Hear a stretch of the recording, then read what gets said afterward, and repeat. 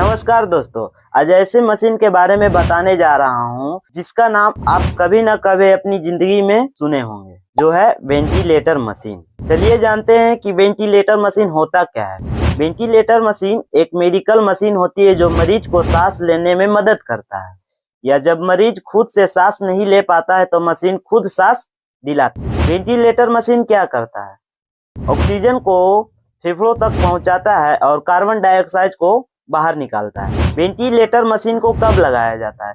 जब मरीज को बहुत ज्यादा सांस लेने में दिक्कत हो या एक्सीडेंट, कोमा, ऑपरेशन के बाद यह मशीन को लगाया जाता है ताकि ऑक्सीजन को नियंत्रण रख सके।